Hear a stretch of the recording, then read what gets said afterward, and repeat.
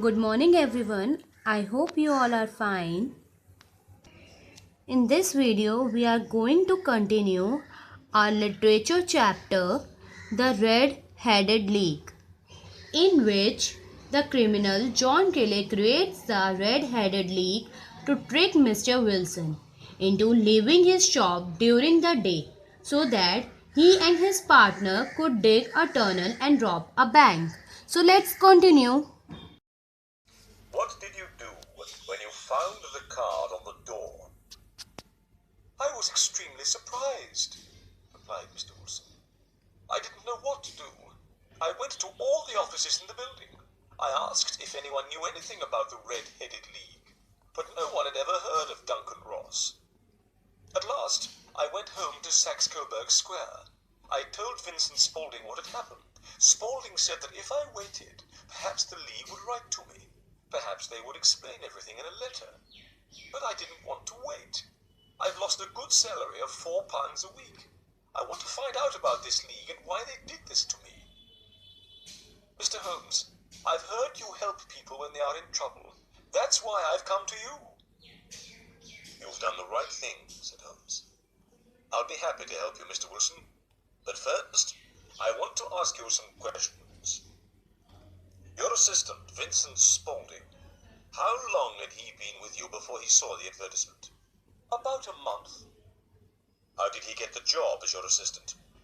I advertised the vacancy for an assistant. He came for the job. I chose him because he looked a good worker. Also, he said that he would work for half pay. What does Spaulding look like? He's small and he moves very quickly. He's about 30 years old and has a white mark on his forehead. Holmes sat up straight in his chair. He was very excited. Tell me, he said, is there anything unusual about Vincent Spaulding's ears? Yes, replied Mr. Wilson. They have holes in them for earrings. He told me a gypsy did this when he was a boy. Holmes sat back in his chair. He was thinking carefully. I guessed Holmes already knew something about Vincent Spaulding. Is Spaulding still working for you? Asked Holmes. Yes, said Mr. Wilson. I've left him at the shop. Good. Mr. Wilson, I need a couple of days to investigate this case. I hope to solve the mystery by Monday. After Mr. Wilson had left, Holmes turned to me.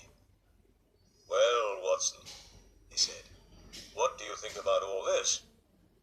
I can't understand it, I said. It's most unusual. I need to think, said Holmes. Please don't speak to me for at least 50 minutes. I'm going to smoke my pipe. Holmes sat back in his chair. He put his black pipe between his lips, lit it, and closed his eyes. Time passed. I thought Holmes had fallen asleep, but suddenly Holmes jumped out of his chair and put his pipe down on the table. He said, We're going to visit Saxe-Coburg Square. Come, quickly! We soon arrived in Saxe-Coburg Square, the place where Mr. Wilson had his shop. Saxe-Coburg Square was in a poor part of London. It was a small and quiet square. On each side of the square stood a line of old houses. In the middle of the square was a small garden with grass. Sherlock Holmes stopped outside one of the houses on the corner of the square. On the wall of this house there was a brown notice with the words Jabez Wilson in white letters. Holmes walked up and down and examined all the houses carefully. Then he returned to Mr. Wilson's house. Suddenly he hit the pavement outside the house with his stick. Then he went up to the house and knocked on the door. Immediately it was opened by a young man. This was Mr. Wilson's assistant, Vincent Spaulding. Excuse me, said Holmes. Can you please tell me the way to the Strand? Go down the 3rd Street on the right, answered the assistant quickly. Then he closed the door. That's a very clever young man, said Holmes, as we walked away. I know something about him. I believe he's the 4th cleverest man in London. It is clear, I said, that Mr. Wilson's assistant plays an important part in the mystery of the Red-Headed League. Did you ask the way to the Strand in order to get a look at him? No, said Holmes. But I wanted to look at the knees of his trousers. The knees of his trousers? I cried in astonishment. Well then, Holmes, why did you hit the pavement? Watson, said Holmes, we haven't time to talk now. We've seen the front of Saxe-Coburg Square. Let's now investigate the street at the back. We went round the corner and walked to the street at the back of Mr. Wilson's shop. We were immediately in one of the busiest and most important streets in the City of London. A line of expensive shops and important businesses were on the side of the road. Hundreds of people were hurrying along the pavements, and the roadway was busy with traffic. It was hard to believe that Saxe-Coburg Square, with its poor old houses, was immediately behind the important buildings of this busy street. Holmes looked along the line of buildings. This is very interesting, Watson, said Holmes. There's a tobacconist's, a newspaper shop, a restaurant, and... ah, yes, the offices of the City and Suburban Bank. I could see that Holmes was very excited. Well, Watson, I have some work to do that will take a few hours, went on Holmes.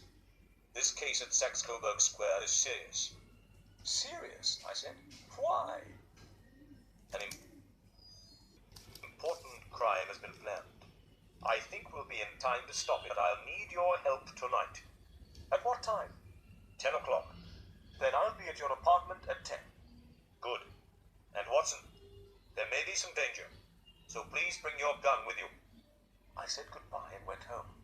I thought about everything that had happened. It was a very strange case, and I did not understand what was happening. Where were we going that evening?